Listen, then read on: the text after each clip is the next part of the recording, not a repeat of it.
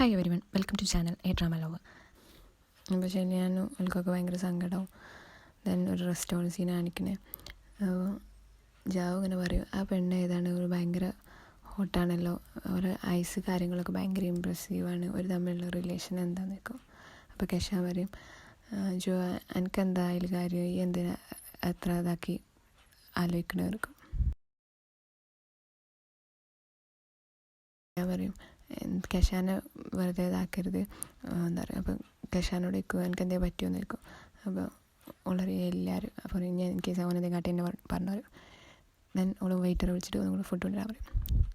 അപ്പോൾ ജോ ചെന്നെ നോക്കിയിട്ട്, ഇനി എന്താണ് എൻ്റെ അവസ്ഥ, എനിക്ക് ഇനി പ്രത്യേകിച്ച് എന്തെങ്കിലും തോന്നുന്നുണ്ടോ, ഈ യൂഫിനെ കുറിച്ച് ആലോചിച്ചിട്ട് എനിക്ക് എന്തെങ്കിലും ദേഷ്യമാണോ. അപ്പോൾ കെഷാൻ പറയും, ഈ പേടിക്കണ്ട, ഞാൻ എന്തായാലും ഭക്ഷണം കാര്യങ്ങളൊക്കെ കഴിക്കണേണ്ടില്ല, അപ്പോൾ എന്തായാലും ഓള് ശരിയാവും തരും. ജുവ ഒന്ന് മൈൻഡൊക്കെ അതിക്കും, യൂഫി ഇപ്പം എന്നോട് ഒന്നും പറയാതെ അങ്ങനെ ഇതാകണേ എനിക്കൊന്നും അടങ്ങറിയില്ലേക്കും. അപ്പം ഞാൻ പറയും, എനിക്ക് സീനൊന്നുമില്ല, യൂഫിക്ക് ഒന്നും പറ്റാഞ്ഞാൽ മതി, എനിക്ക് പ്രത്യേകിച്ച് ദേഷ്യമൊന്നുമില്ല. അപ്പോൾ ജോ പറയും, എങ്ങനെ ഉണ്ടാവും എന്നൊക്കെ പറയും. ഞാൻ അങ്ങനെയാണ്, അല്ലാതെ എന്തെങ്കിലും ഹൊറർ ഹൗസിൽ കാര്യങ്ങളൊക്കെ കയറി ബോധം കെട്ടുന്ന ആൾക്കാരെ പോലെ എല്ലാവരും.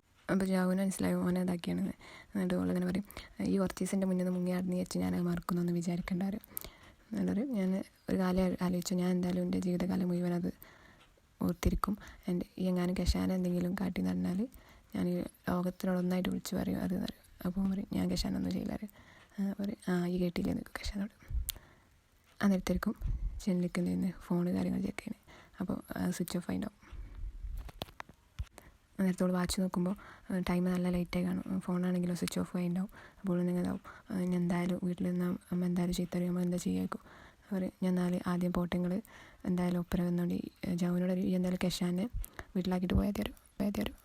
അപ്പോൾ കെഷാൻ പറയും, ഈ ഫുഡ് കാര്യങ്ങൾ ഓർഡർ ചെയ്തില്ല, അപ്പോൾ അതൊന്നും നിൽക്കും പറയും. അപ്പോൾ എല്ലാവരും നമ്മൾ ബായറിന് പോരും. എന്നെ വീട്ടിലെത്തി. അപ്പോൾ നേരത്തെ അവളെ അമ്മ ഇങ്ങനെ ചീത്തറിയും, എന്താ എത്ര ലേറ്റായത്, ഫോൺ വിളിച്ചിട്ട് എടുക്കണമില്ല, ഞാൻ ആലോചിച്ച് എത്ര വരെയായെന്ന് എനിക്കറിയോ. മാത്രമല്ല ഈ ഇൻ കേസ് വരുന്ന വഴിയിൽ ഏതെങ്കിലും ചീത്ത ആൾക്കാരെ ആരെയും കണ്ടുമുട്ടിന് എന്തൊക്കെ അവസ്ഥ എനിക്ക് ആലോചിച്ചിട്ട് തന്നെ എൻ്റെ ഉണ്ടാവും. അപ്പോൾ നേരത്തെ ചെല്ലിയാൽ പറയും, അമ്മ ഇങ്ങനെ അത് ഇങ്ങനെ പറഞ്ഞുകൊടുക്കില്ലേ, ഞാൻ നല്ല ടയേർഡാണ്, എനിക്ക് നാളെ ക്ലാസ് ഉണ്ട്, എന്തായാലും പോയി ഉറങ്ങിക്കൂടി എന്നിട്ട് പറഞ്ഞേക്കും. അപ്പോൾ അമ്മ അങ്ങനെ പറയും, എനിക്കൊന്നും ഓർക്കുന്ന വരില്ല, ഞാൻ കുറച്ചിങ്ങനെ പറയും ഏതേനും വരും. അപ്പോൾ നേരത്ത് അവള് റൂമിൽ നിന്ന് എന്തായാലും എന്തി പറഞ്ഞേക്കുന്നുണ്ട്, എനിക്ക് കുഴപ്പമൊന്നുമില്ല, ഒക്കെ ഓക്കെയാണ് ഞാനുണ്ട്, ഡോർ ക്ലോസ് ചെയ്യും. അങ്ങനെ അവൾ ഭയങ്കര ടയേർഡും കാര്യങ്ങളൊക്കെ ആകെ മൂഡ് ഓഫായി. ഫോണ് കാര്യങ്ങളൊക്കെ ചാർജിലിട്ട് ഡ്രസ്സ് കാര്യങ്ങളൊക്കെ ചേഞ്ച് ചെയ്ത് അങ്ങനെ കുറച്ച് കഴിഞ്ഞ് ഫോണ് ഓണാക്കി വെക്കുമ്പോൾ യൂഫിൻ്റെ മെസ്സേജ് കാര്യങ്ങൾ കാണും.